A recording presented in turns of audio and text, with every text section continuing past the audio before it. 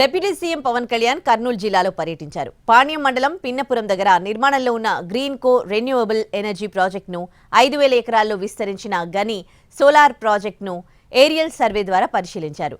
Renewable energy ప్రాజెక్టులు intake view point power హౌస్ను పరిశీలించారు. Chandrababu green ఎనర్జీపై దృష్టి పెట్టడం వల్ల ఏపీకి పెట్టుబడులు వస్తున్నాయన్నారు పవన్. రెన్యూవబుల్ ఎనర్జీ ప్రాజెక్ట్ దేశానికి ప్రతిష్టాత్మకమైందని చిన్న చిన్న పొరపాట్లుంటే సరిదిద్దుకోవాలన్నారు.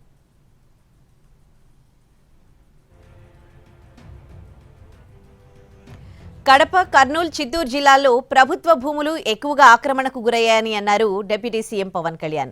పండగ తర్వాత దీనిపై స్పెషల్ డ్రైవ్ నిర్వహిస్తామని చెప్పారు. 100 ఎకరాల అటవీ భూమిని వైసీపీ నేతలు కబ్జా చేశారన్న సమాచారం ఉందని, అలాంటివేమైనా ఉంటే సరిచేస్తామన్నారు పవన్.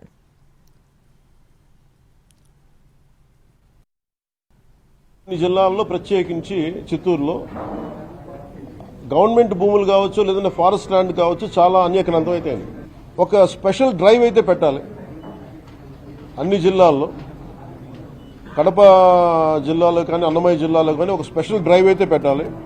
ఫారెస్ట్ ల్యాండ్ ఎన్క్రోచ్మెంట్ అయిందా లేదా, ఇప్పుడు ఇలాంటి డిస్ప్యూట్ ల్యాండ్ ఉంది, ఇది రెవెన్యూ శాఖదా అటవీ శాఖదా, వీటన్నిటి మీద చాలా కూలంకషంగా ఒక మీటింగ్ చేస్తాం.